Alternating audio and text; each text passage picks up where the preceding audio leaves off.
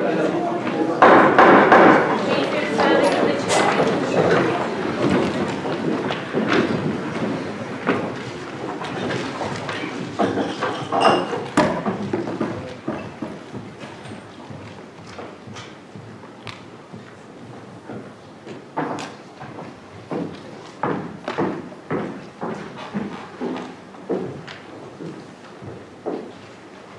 be seated.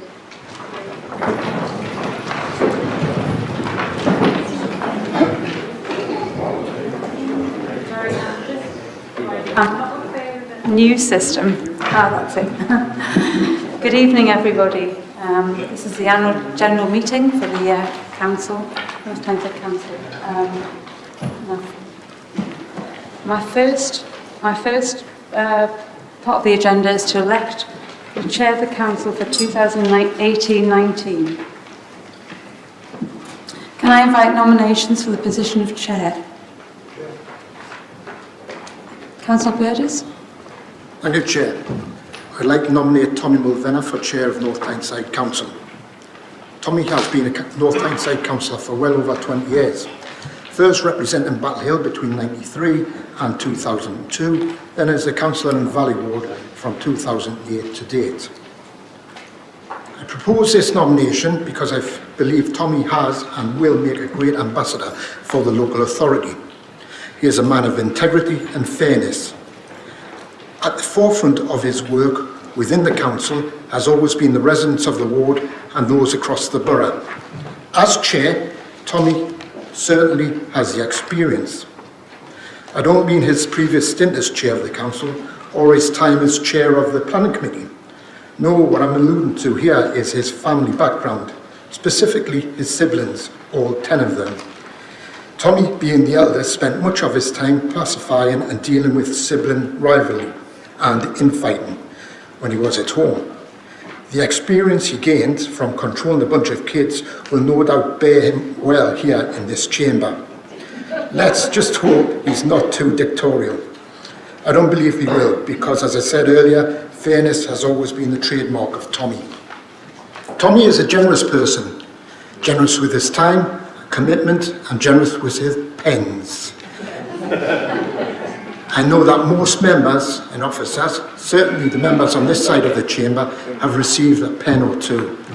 I'm not too sure where he gets them from or where he keeps them, but he must have a secret warehouse, as most of the residents in the ward are walking around with one of Tommy's pens. Other than being generous, Tommy is a dedicated councillor and a hard worker. He's well thought of and liked within the community.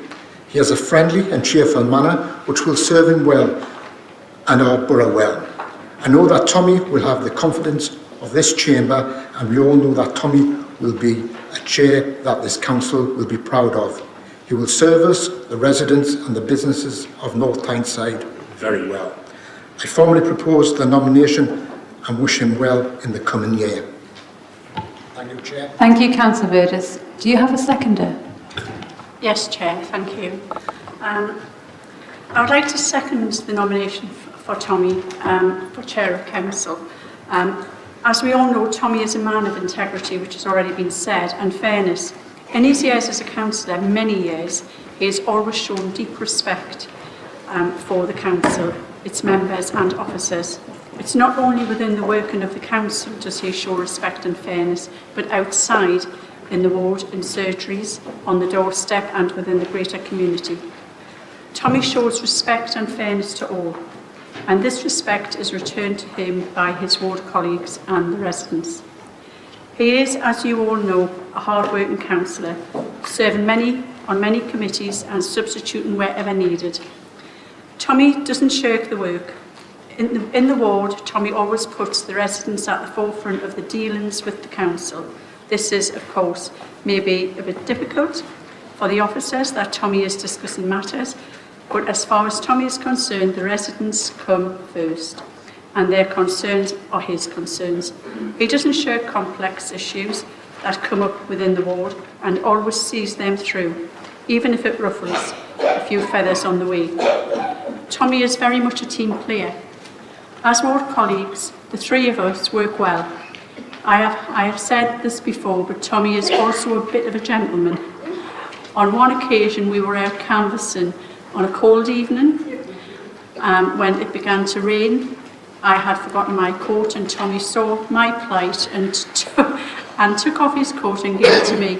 He took the cold, rainy weather in good humour as we waited for my other ward colleague, who was found out 20 minutes later. He was sheltering in the rain in a resident's front room having a nice hot cup of tea.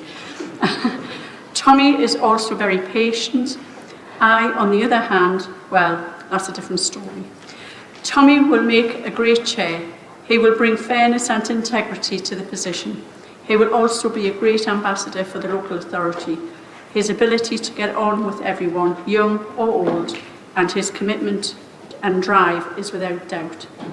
And as I said earlier, he works hard and for the benefit of all the residents of the borough and the council. I hope that you can all support this nomination. Thank you, Chair. Thank you, Councillor Burgess.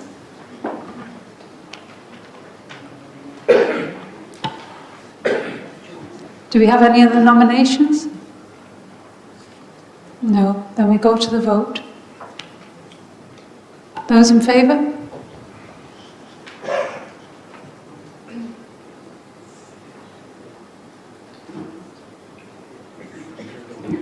Those against?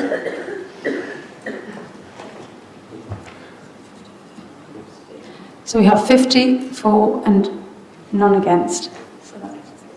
So congratulations, Councillor Murray. You've elected as chair. Thank you.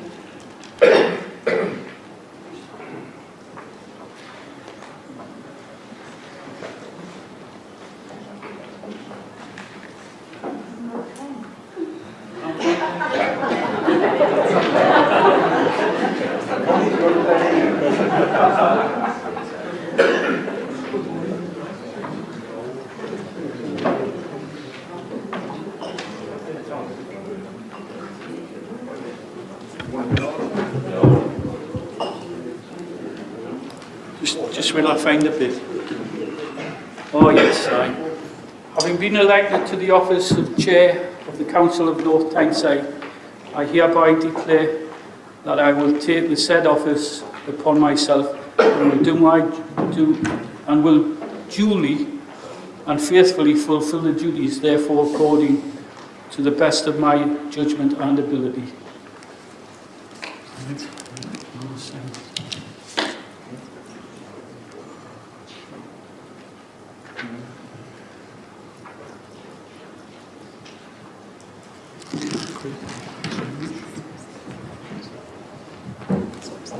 You could have stayed there. Come on.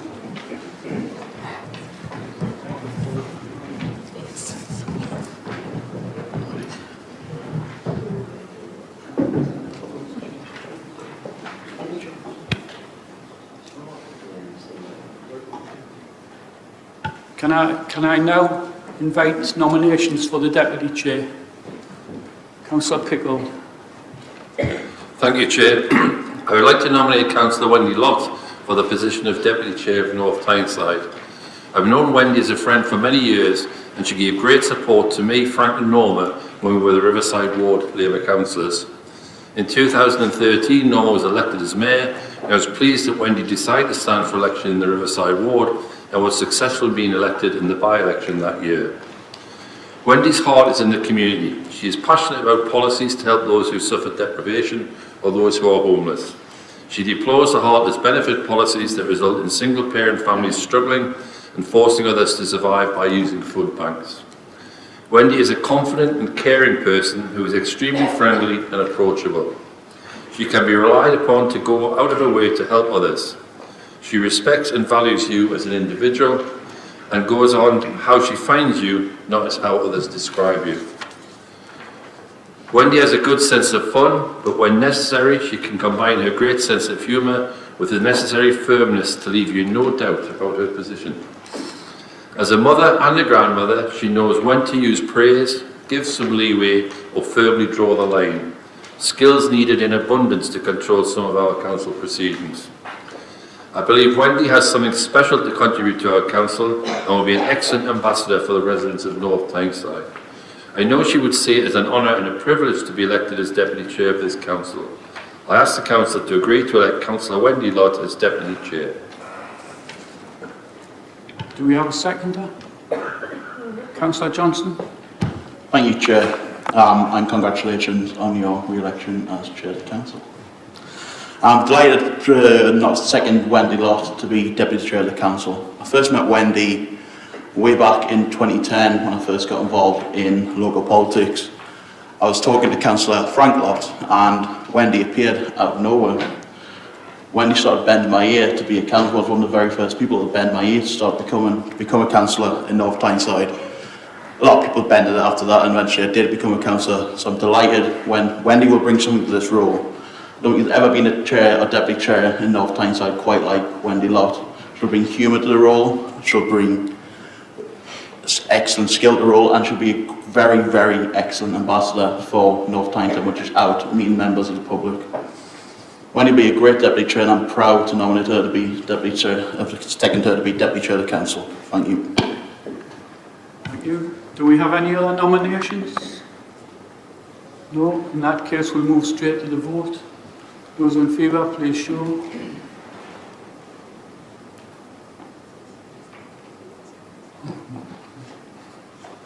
I'm for. Those against? No. 54, none against.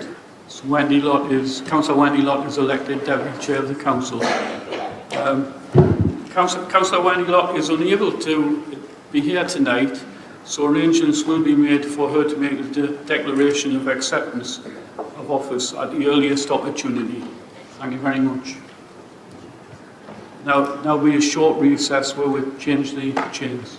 Thank you very much.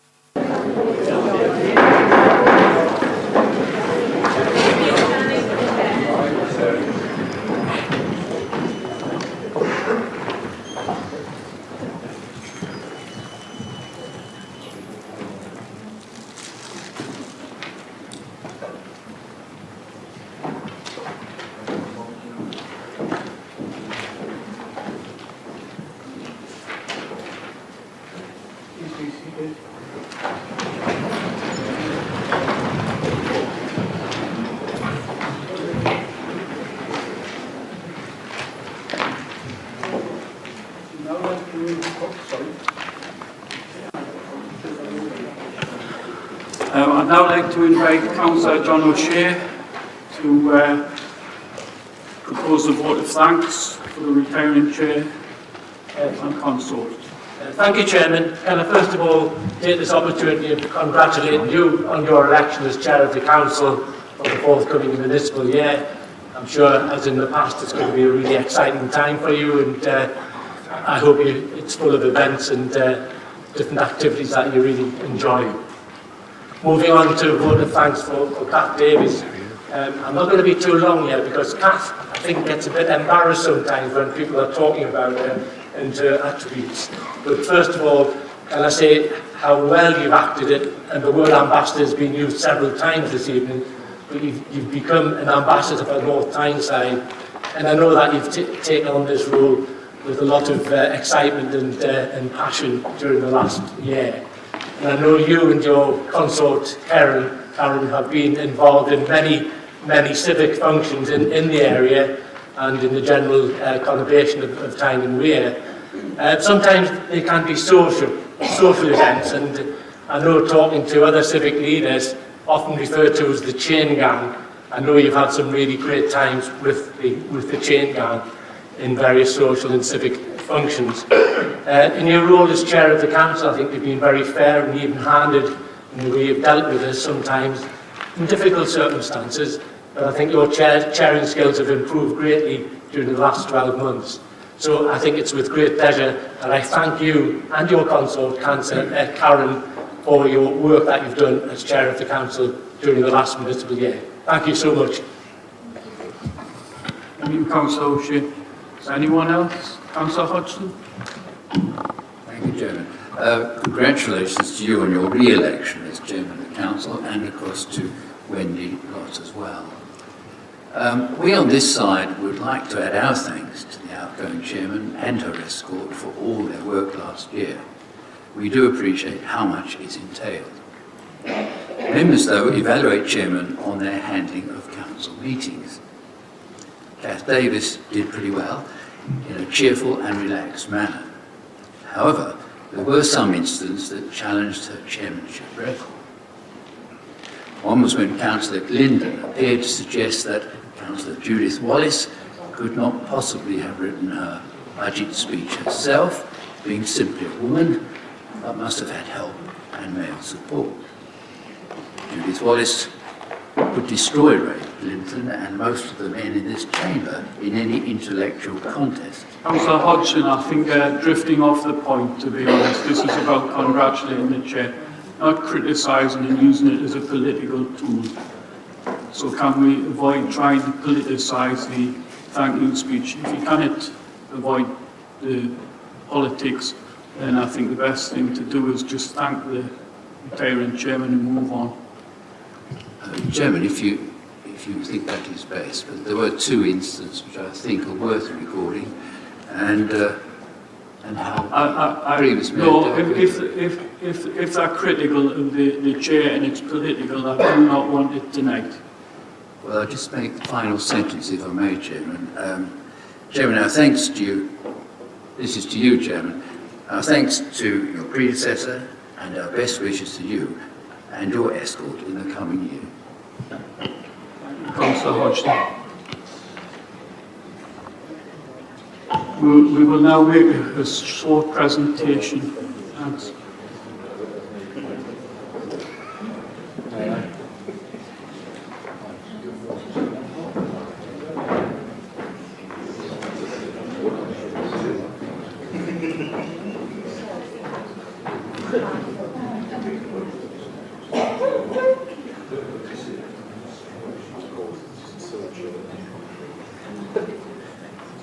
And it's like paparazzi.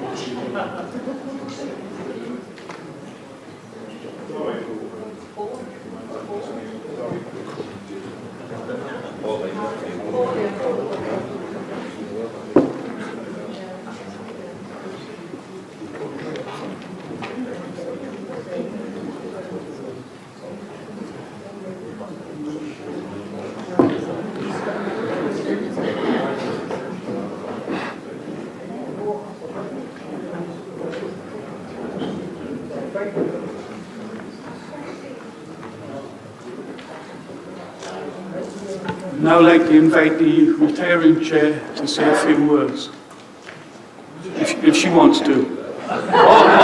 Sorry, hang on, I've already jumped the gun. Oh no, I haven't. I've had a vote of thanks. I've never been as nervous as this for years.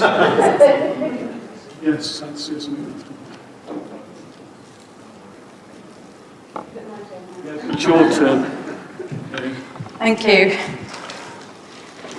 I'd just like to take this opportunity to thank everyone connected to North Tyneside Council for giving me the opportunity to spend a year as chairman. It's been a huge privilege and honour, and it has been a learning curve. But I must say I have enjoyed every part of it. Together we face many austerity pressures, and although we don't always agree and we've debated, our differences have represented North Tyneside through a number of tough decisions. I am in no doubt that you are all here because you want to make a difference, and I hope that the good grace and humour of which we usually treat each other can continue. Our common passion for North Tyneside is what should unite us. As chairman, I've had the privilege and honour to attend over 170 events, functions and celebrations throughout the year, borough-wide, nationwide and one international. Every time I've been truly impressed by humbled by the sense of community and human kindness that persists despite all that goes on in this world to dispel this. I'd just like to go through, no, I'm not going to go through them. I'm not going to go through them, Tommy, because I've only got 5 minutes. In particular, I've always left with a clear impression that the community spirit of North Tyneside cannot be broken. Whatever happens in the future, I'm sure this will persevere. I've been incredibly fortunate to have a strong team to rely on, and I would like to take this opportunity to thank personally Karen Bolger, Consort, who has tremendous skills in wrapping raffle prizes and always being there with good grace and inclusiveness of others, and as we called it, working the room. Thank you, Karen. Karen Gervin, who's always carries on despite everything I throw at her. When I come up with an idea, she just accepts this and says, I'll see what I can do. She reminds me of a graceful swan who glides across the water whilst underneath the feet are going 20 to a dozen. I'd just like to thank you, Carol.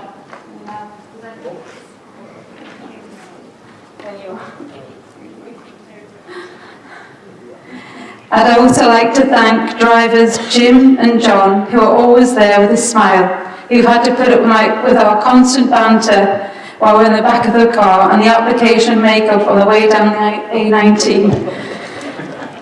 Jim, there we are.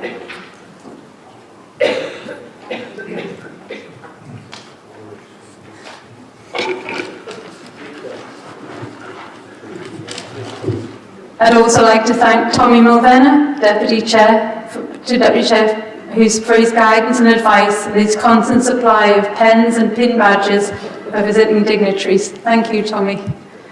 The officers in particular, Paul Hanson, who've helped with events such as the charity walk, along with David Bavard, together with the civic ball, and rallied support with raffle prizes and for charities, which I have, we've got some tremendous, I'm going to plug the charities because they've got tremendous prizes this year. Thank you, Paul. As well as my charities who are Maggie's, of course, Living at Home scheme and the YMCA North Shields. I'd also like to thank Viv, Paul and Dave for their support and guidance at briefings before council and their patience. Thank you. And other members of the council, the charities, friends and family who have supported me and encouraged me throughout this wonderful year. It is unfortunate that my chain was being repaired for several months and I had to make do with a substitute at times, but I hope to pass it on to Tommy with better luck and watch out for the jackets. I ruined a few.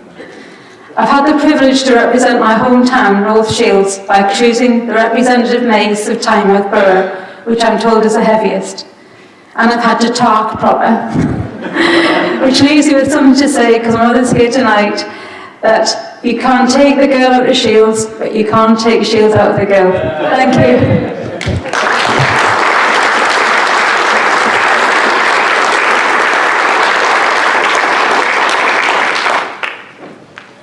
Thank you for that. I deliberately didn't speak before Kath because, to be quite honest, I was worried that I was actually stealing part of her speech. And I think the top and bottom of it is that Kath has been an excellent ambassador throughout the year. And when she was nominated, I think Councillor O'Shea said that she always got there just on time. Well, nothing changed. She did just get there on time, and it was brilliant. The timing was absolutely perfect. And I think this council should be quite proud of what Kath did for the last 12 months. Thank you very much.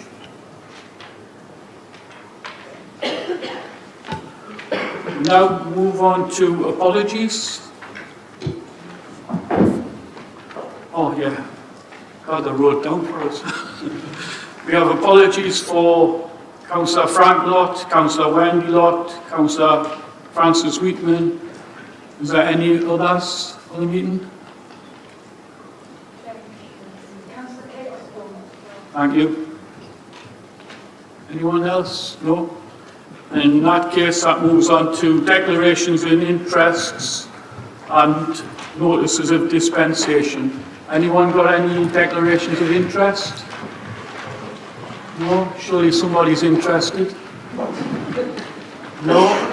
No declarations of interest? Then in that case, we will move on to the minutes of the last council meeting. Can we agree those minutes?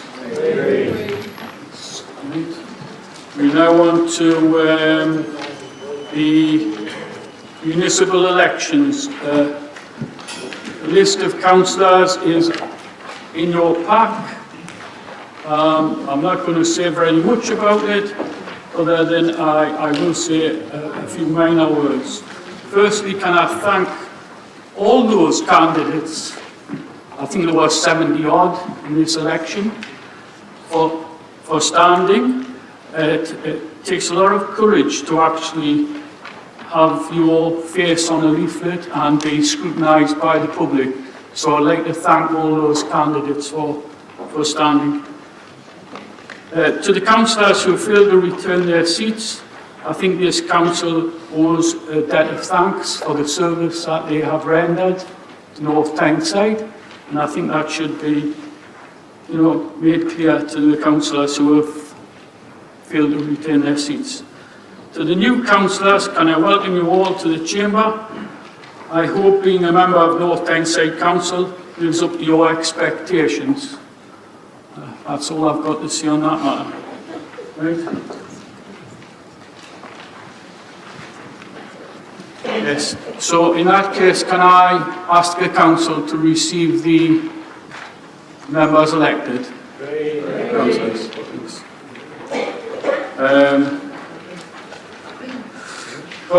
And I now invite the Mayor to speak. Thank you very much, Chair, and congratulations on your appointment. And a thank you to Kath and her concert for being a truly remarkable and outstanding, I think, ambassador for the Council. You will have all received a document which sets out the Cabinet membership, the portfolios of each member of the newly formed Cabinet and their key areas of responsibility. Before formally welcoming the new Cabinet members, I really would like to take this opportunity to thank Councillor Ellie Dark, John Harrison, John Sturley, and of course Ian Grayson for all the hard work that they carried out over the last 5 years as Cabinet members. It is due to this hard work and diligence that this Council is moving forward and making the changes that the residents of North Tyneside want to see. I am sure that you'd all agree that we have been extremely successful in delivering the things that we promised our residents when we first came into power. Something which was clearly reflected in the recent elections when Labour increased its majority. I'm delighted that the residents of North Tyneside have continued to put their faith in us, knowing that they are better off as a result of the work that we have undertaken on their behalf. In welcoming Councillor Sarah Day, Peter Early, Carl Johnson and Steve Cox onto the new Cabinet, I am sure that they will continue to do the good work of their predecessors.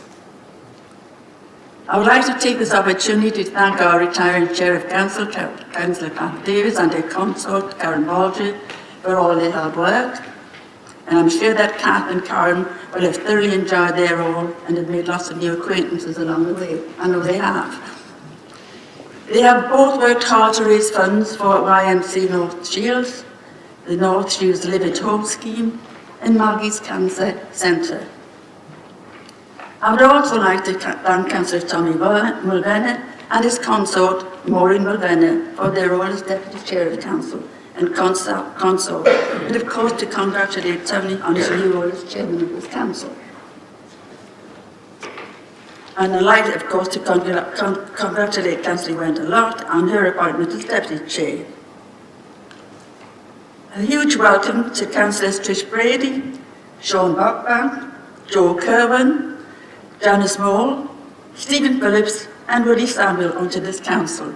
And I'm sure you'll have much to bring, and I'm sure you'll be extremely busy, and I know you will enjoy it. I'd like to thank all the officers who work hard to ensure that the elections here in North Tynes ran very smoothly. And as you all know, it's been another challenging 12 months, particularly in the light of the efficiency savings we've had to achieve. However, despite these savings, our challenges we have achieved a great deal. As we start the new council year, I'm determined that my cabinet and the wider council can build on these achievements and deliver the things that really, really matter to our residents. Finally, I'd like to offer huge thanks to all our employees who we rely on to deliver the service to our residents on a day-to-day basis. And many of them never get any acknowledgement whatsoever. And I hope this message goes out to all of them. We really appreciate what they do. Because without them, our ambitious plans and vision for North Tyneside would never happen. It's them who work hard on behalf of us, make it a reality. And once again, to reiterate, their efforts are much appreciated. I do hope that you will all continue to support our plans in the year ahead. I'm particularly going to say to Nigel, right? Nigel, I didn't have the chance to say cheerio to Marion, and when you see her, will you thank her for the time that I sat on committees with her, and she always treated me with respect and was always extremely polite, so I'd be happy if you do that. And to all of you, look forward to a very exciting, eventful year, despite the 18 million austerity measures, the efficiencies rather, that we'll have to achieve. Thank you all for your extremely much appreciated support. Can I ask for names of leaders of the political groups to be announced? Thank you, Chair. I'm pleased to announce that the elected Mayor Norma Redford will be the leader of the new 53 elected Labour group. Councillor. Thank you, Chair. Yes, I'm pleased to report that the Conservative group leader will be Councillor Judith Wallace. And could I ask for the same of the deputy leaders of the groups? We'll go to Conservatives first. Thank you, Chairman. The deputy leader will continue to be Councillor Austin. Thank you. Thank you. And Labour? Thank you, Chair, and congratulations on your appointment. The deputy leader for the Labour group will be Councillor Bruce Pickard. Thank you. And we now move on to the annual review of the Constitution. And I invite Councillor Bruce Pickard to move the recommendations. Thank you, Chair. Now we're in the formal business. I'll congratulate you for your appointments and look forward to working with you during the year. The Constitutional Task Group has met to carry out an annual review of the main Constitution and its associated documents. The proposed changes that are being put forward for Council's consideration as part of this year's review are set out in the papers. Any changes except those relating to the operation of overview scrutiny committees agreed by Council tonight would need to be referred to the elected Mayor for her consent in accordance with Article 15 of the Constitution. The key changes to the main Constitution document include an addition to the terms of reference of Planning Committee regarding a new duty to enter land in Part 2 of the Brownfield Land Register, an addition of the terms of reference of the Regulation and Review Committee to enable the committee to agree any changes to the Officer Delegation Scheme in relation to the Statement of Licensing Policy, brackets, sex establishments, close brackets. A minor change to clarify the rules on substitutes at Overview and Scrutiny Committee and Policy Development Committee, where members of the committee have signed a call-in request to be determined by the committee. a change to the budget and policy framework procedure rules to bring forward by 24 hours the deadlines for the submissions of any objections to the Cabinet's budget proposals.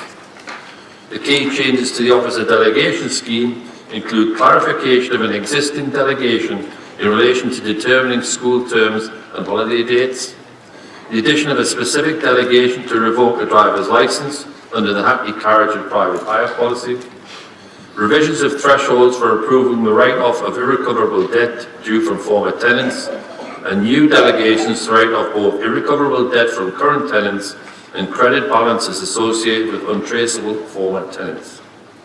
An additional exception to the list of planning matters that are delegated to officers in respect of decision to enter into land in Part 2 of the Brownfield Land Register and thus grant planning permission in principle of major development. A new delegation to revoke and to vary tree preservation orders in certain circumstances. I would like to move the recommendations in paragraph 1.2 of the report that Council approve the proposed changes to the Constitution and Officer Delegation Scheme and refer those changes as appropriate to the elected Mayor for her consent. Thank you, Councillor.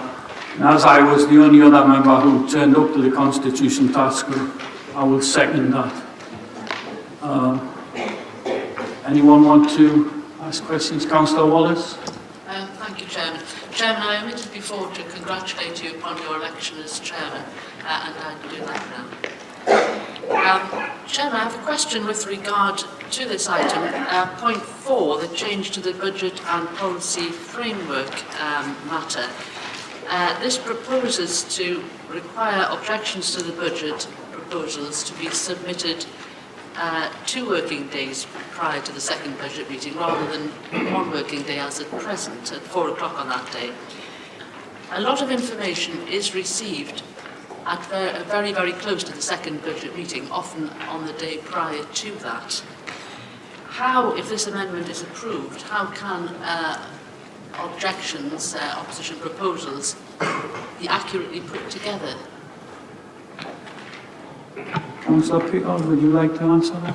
Well, the original Cabinet proposals are first of all published at a Cabinet meeting, they're then brought and received at a Council meeting, and then a fortnight waiting before we come to the final objections to that meeting. During that time, there always have been and always will be changes, and there's always the ability when the Mayor puts forward at the last Council meeting any final amendments to the scheme where it can be debated and put through. I think the main issue on this is that may be short time from your point of view, but I think to give councillors 6 hours of proposed changes to a budget that can have significant effects upon the residents is unacceptable. And therefore, that's why we put forward the Constitutional Task Group of bringing that forward by a mere 24 hours. Have another question? Yes, I think perhaps Councillor Pickard's misunderstood. I'm not talking about the changes which come in from the publication of the initial proposals and the budget setting meeting. I'm talking about the ones which appear from outside agencies and changes to grants, etc., which often appear the morning of the day before the second budget meeting. That happened this year, it's happened in previous years. How then can an objection be put together? It often has to be altered at the very last minute because of the information which officers provide on the day before. Councillor Pickard? Well, as far as I'm aware, all groups within the council should be discussing with the relevant finance officer and will be allocated somebody to assist them in doing this. I do know at times when you're waiting for the end, there is still some sort of guesstimate, generally quite correctly by the officers, where they assume that what those increases from the various other outside bodies may well be, because they do have meetings between the treasurers of all the outside bodies and of all the other councils to go through some of the recommendations. So although the exact figures sometimes are not there until the day before, generally speaking, the vast majority of the budget is available for scrutiny and for alternatives to be put forward plenty of time before the council meeting. Chairman, I don't find that reassuring, and we will propose support option 3 to support the changes apart from the one relating to the budget.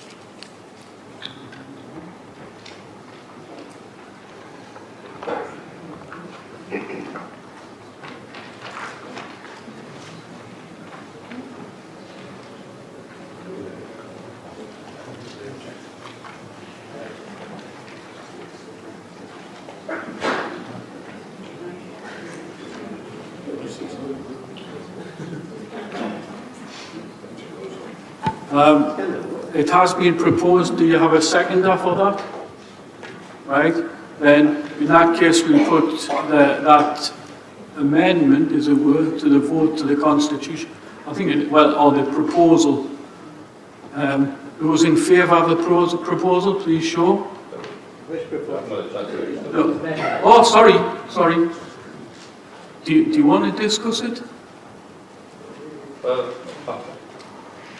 I can raise some fundamental issues. I mean, if it was a question, fine, but they're now formally moved that it be changed.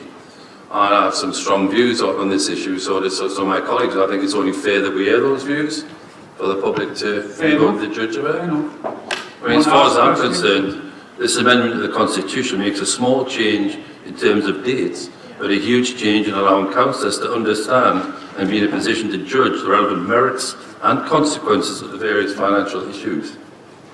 It's vital that councillors have more than 6 hours to determine the future financial stability of the council and the extent to which any changes proposed would have on service delivery. A shocking example of this was this year's budget debate, when the councillors were made aware at the last minute that the Conservatives' alternative being proposed would result in, amongst other issues, 2.5 million reduction in the amount available to adult social care, 800,000 reduction in resources available for vulnerable children, the reckless use of balances and reserves that they plan to replace on increasing new home building, but object at every stage of the local plan to allow procedures to do that. The alternative required an unprecedented warning to the council. And let's remember, because you've started the debate as you went on tonight, so let's remember what was said. In the light of the risks to the authority identified by Section 151 officer, as outlined in the letter and in the professional view of the Section 15 officer, when addressing her duty to report on the robustness, estimates and adequacy of reserves. The notice of objection from the Conservative group presented an additional significant risk to the authority's financial position by failing to take the opportunity to reduce council tax, resulting in the use of reserves. It is the view of the Section 15 officer such an alternative budget proposal ultimately be adopted as the authority's budget for 18-19. This brought into question the financial stability of the authority. Much has been said about a balanced budget, but that was covered as well in external legal counsel advice, and that was sought, and they actually said as part of it, although providing a balanced budget for 1 year, it did not provide robust estimates or adequate reserves for the longer term. I think just giving people 6 hours to consider such serious consequences on the people of North Tyneside. And let's be clear what it meant. It meant if the Conservatives' budget had been carried, we were putting our ability to deliver service at risk and leading us down a similar path to the North Hampshire Council, who were in effect bankrupt and unable to pay for services.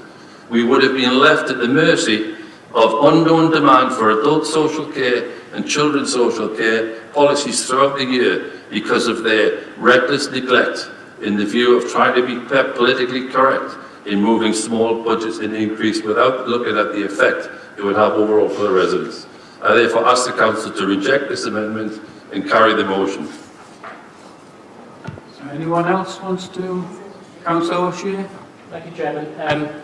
I think I may have initiated this change some weeks ago, and I must admit, looking back at the budget processes over the last few years, everything seems to be done at the last moment, and I look at it sometimes as if people are trying to ambush us around their late submission of budget proposals, and I don't think it's fair on cabinet members who've got to respond to these issues in a very short period of time, but perhaps even more importantly, our officials, our finance officials, have got to respond very quickly, and sometimes some of the issues which are raised need lots of research and investigation. So I think taking this back a further 24 hours, I think it's just good practice, and I think it's an example of good governance of the council that we're able to receive information and look at it very carefully and make a relevant response. I seem to remember that some of the questions which were raised around the Conservative budget this year, on many occasions we just couldn't get the information together. So I think that's why I was suggesting, and it's come through the Constitutional Task Group, that we add another 24 hours onto that to give everyone sufficient time to consider any changes or any proposals being put forward and to give them due consideration. So I'm fully supportive of what Councillor Pickett has said, and we really should move on, and I hope the Council will adopt these new standing orders. Thank you. Is there anyone else? Then, sorry, Councillor Austin. Thank you. Yeah, I'd just like to point out that it's always been the case, the practice of this council, that the opposition, whoever that opposition should be, their objection, their budget proposals have always been put in by 4 p.m. the previous day. And indeed, when Labour were in opposition and putting in their objections, that was done at 4 p.m. the day before. They didn't seem to have a problem with it then, but apparently they do now. I think you're missing the point, to be perfectly honest. The whole point is to try to give people space. Just because we've done it in the past, it doesn't mean that we've actually got to continue doing it. The whole purpose of bringing these alterations to the Constitution is to review the Constitution and actually move forward. That is my opinion, but do we have anyone else who wants to say anything before I invite Councillor Wallace, if you want to say anything else before we move to the vote?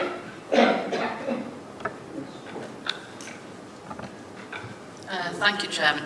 Just purely on your amendment. Yes, indeed. I think that it is important that we do have as much information in advance as possible. And you may recall that I expressed concern during the budget setting process that when the budget study group met, a lot of the information wasn't available to that study group. And it does concern me that if as an opposition group, we are expected to put forward a proper objection, and our objection complied with all legal and constitutional requirements and did have regard to the financial stability of this council and balanced. If we're expected to do that, yet information is coming in at the last minute supplied to us the day before, I think that's very difficult if it's 2 days before that we have to then to submit our objection. I think that makes it well nigh impossible.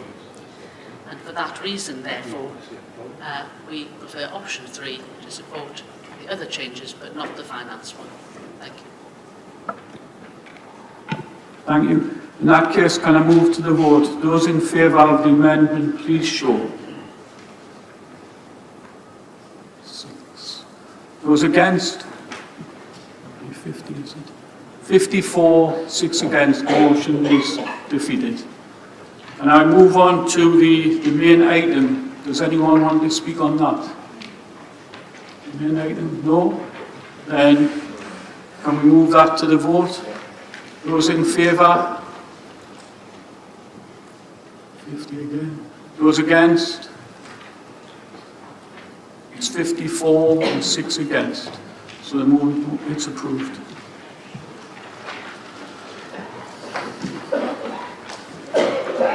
That moves us on to the annual appointments, and I understand again, Councillor Pickard, you're moving this.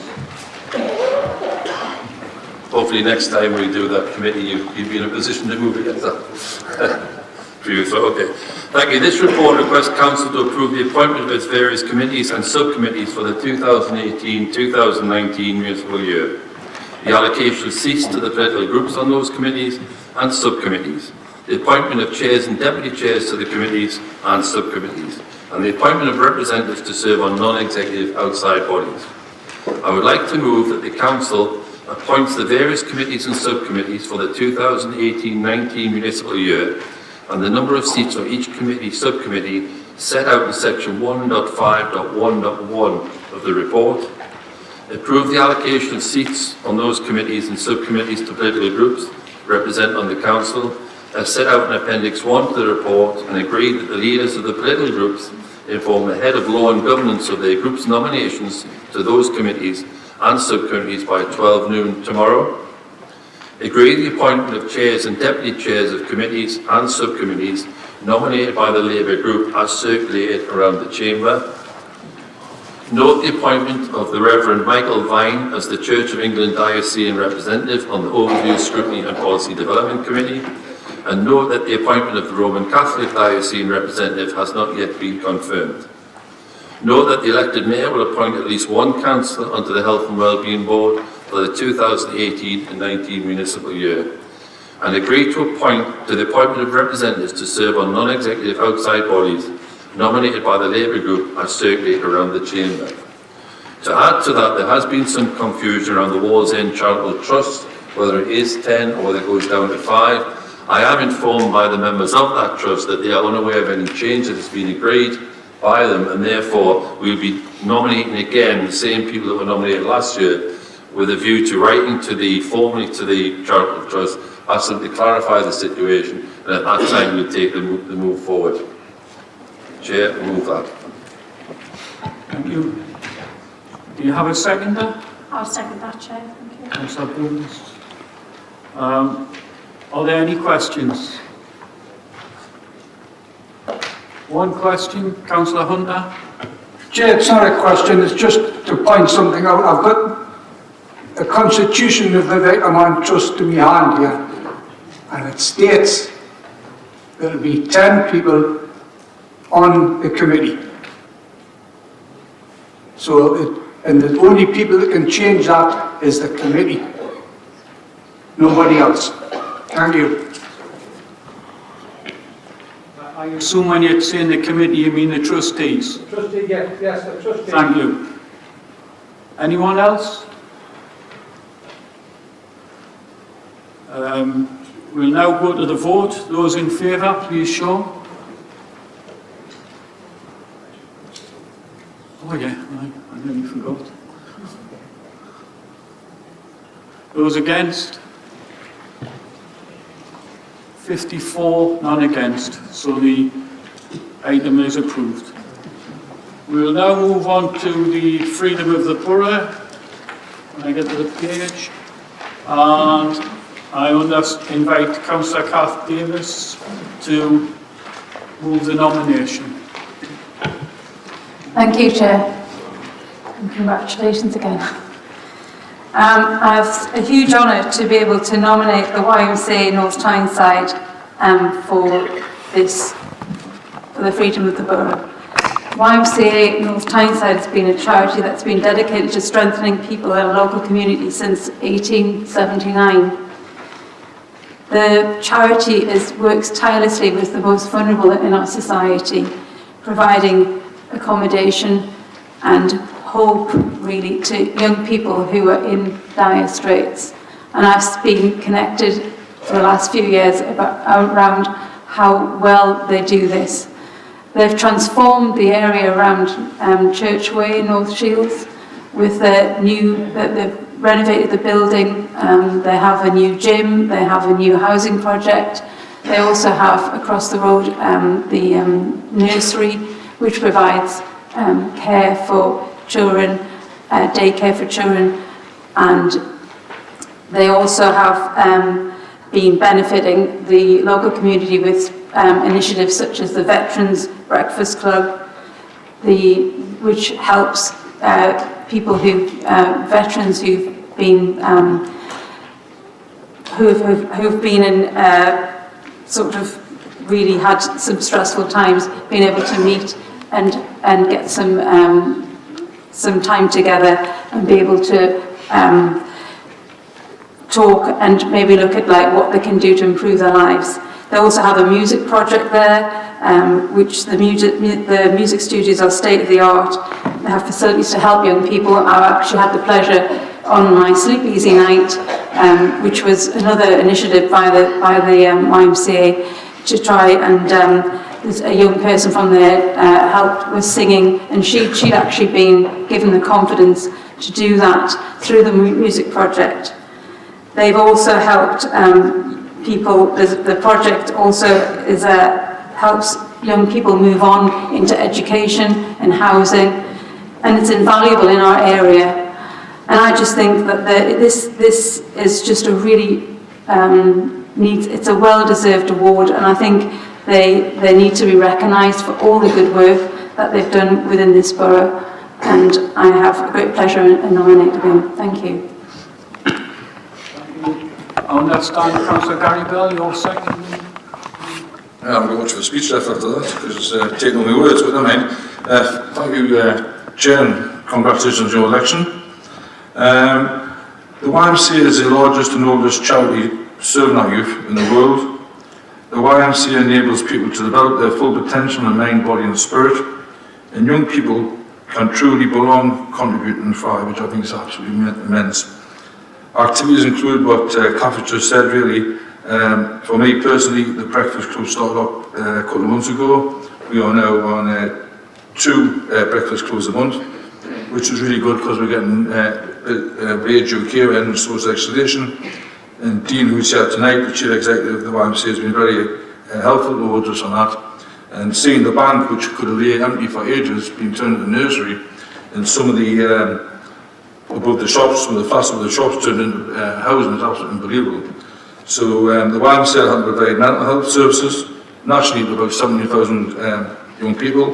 They help with exams, they help with health and well-being. They really offer a very good service. And if members have time to view the website of North Tyneside YMCA, there's a video there about Reese's story, a lad who was in a lot of trouble with alcohol and drugs. And through the music project and the cafe, has really sorted himself out, and it's a real good story, heartwarming story. YMCA North Tyneside is helping transform the lives of young and vulnerable people in our local community, and that's what we're about, so they're on the same message as us.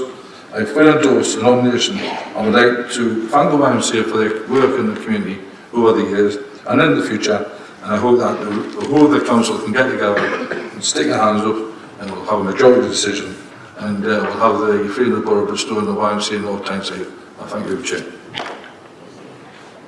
Are there any questions? No questions? Then I'll move on to comments. Any comments? Councillor Wallace? Thank you, Chairman. We're very happy to support this nomination.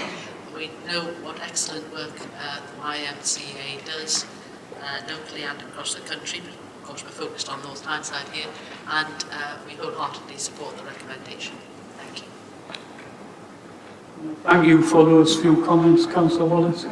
And can I just say that, in my opinion, the YMCA is a little bit like a diamond in one sense. It has many facets, and I'm sure they'll be adding to it over the forthcoming years. Thank you. Can we move to the vote? All those in favour of the... And it's unanimous. Thank you very much. Can we now move on to the presentation of the annual report for the overview and scrutiny? Councillor Graham. Thank you, Chair, and congratulations again on your reappointment. I'm pleased to present the Overview and Scrutiny Annual Report for 2017-18. It's been another important year for Overview and Scrutiny in North Tyneside, and the report provides a summary and a flavour of the work undertaken by Overview and Scrutiny over the last year. And the report sets out some of the achievements of the Overview, Scrutiny and Policy Development Committee and its subcommittees, particularly in relation to policy development. And the report also sets out the process for the development of the 2018-19 work programme. As Chair of the Overview, Scrutiny and Policy Development Committee during 2017-18, I would like to thank all of the members for their contribution. Co-opted members, our hard-working officers, and representatives of our partner organisations for their support and their full contributions to the scrutiny process over the past years. And the Council has recommended to note the annual report. Thank you. Thank you. Are there any questions? Any member want to speak to the report? Councillor Wallace? Thank you, Chairman. I just want to comment on page 56 where reference is made to the Budget Study Group. I have alluded to this earlier on.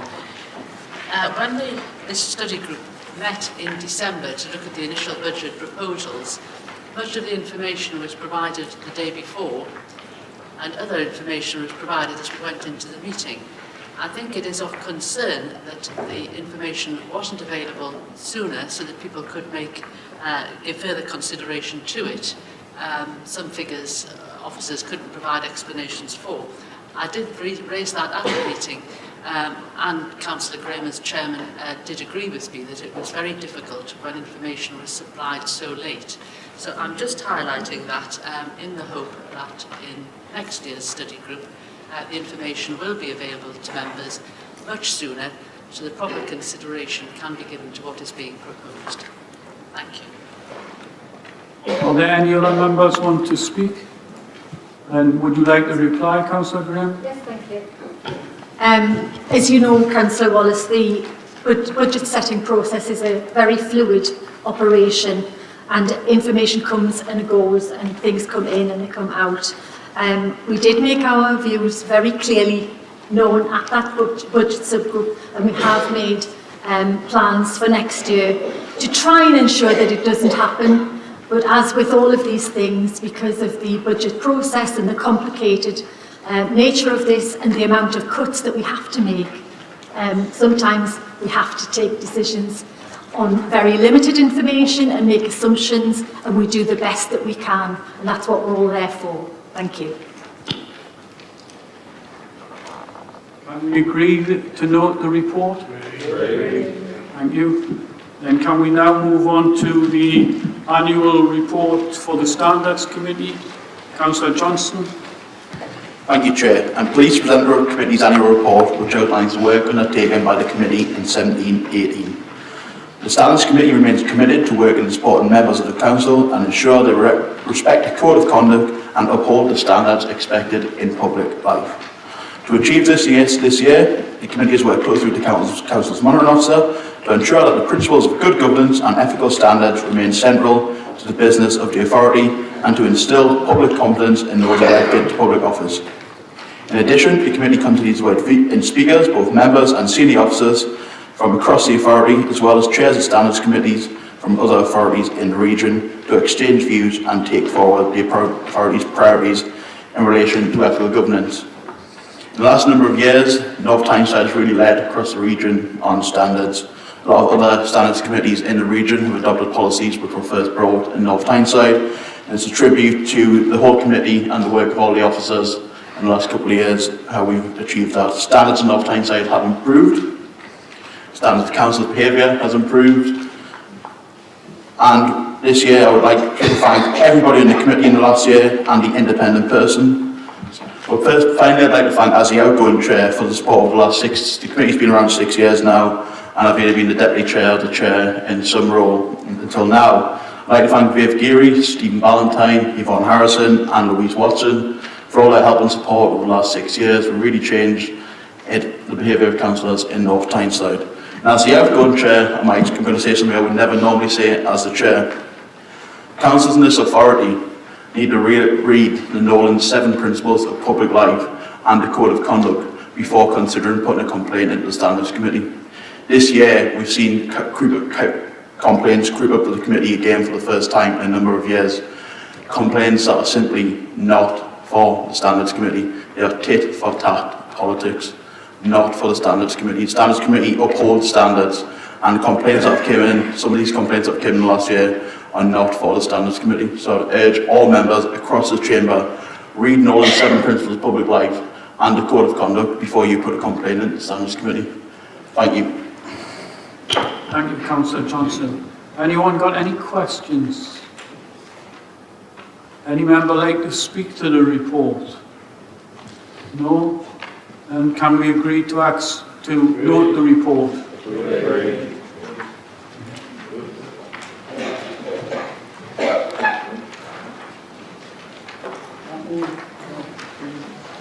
That moves me on to my announcements. The first announcement is a correction to Councillor Brian Burgess. I'm actually the eldest of 12 children, not 10. And you are right, it is sometimes like chairing a committee. Yes, I had hoped when the vote was being taken that all members would actually support the nomination, given that there was only one candidate. However, what will be, will be. Moving on to my sort of comments on that, I can say that being the chair of the council is a great honour, especially when you're doing it the second time. I am actually up and running tomorrow, believe it or not, at a royal wedding garden party. Now, don't let anybody get me wrong, there's no expense because it's at Percy Main Primary School. And seemingly I'm judging the cake competition. Right? During my year of office, I have chosen to support two good causes and will be raising funds for the Make Christmas Special project and to support the provision of defibrillators across the borough. In the terms of defibrillators, statistically, survival rates are as high as 75% when a CPR and defibrillators are delivered promptly. With encouragement from the Department of Education, the majority of schools in North Tyneside already have purchased equipment. However, I am keen to see that the equipment availability across the borough and will be working with the commissioning and investment team to support schools in achieving this goal. Making Christmas special is a different kettle of fish altogether in one sense. I've been given a little speech, but I'll just preamble it. This is something that took place about 3 years ago when some of the members in this chamber and council officers volunteered to actually produce a Christmas dinner for some of our less fortunate residents. Make Christmas Special supports the community by working with churches, voluntary groups, to bring together socially isolated residents on Christmas Day. Monies raised will go towards funding meals, purchasing gifts, and arranging transport. Additionally, I hope to raise the awareness of the scheme, encourage residents, staff, and indeed councillors to get involved in supporting the scheme on Christmas Day, and by telling us all about residents who would benefit from the scheme. I thought I had another page, but I haven't. So, they are my two charities, and I hope that you can all get involved and, to be perfectly frank, be as generous as what this council normally is. The last time I was the chair of the council, including members and indeed staff, raised about 80% of the money I raised. And when you think I raised somewhere in the region of £11,000, it was a lot of money for staff and councillors who don't necessarily have a lot of money. I thank them at the time, and I hope they will dip their hands in their pockets again. Thank you very much. Can I now ask the Mayor if she has any? I don't have anything to say.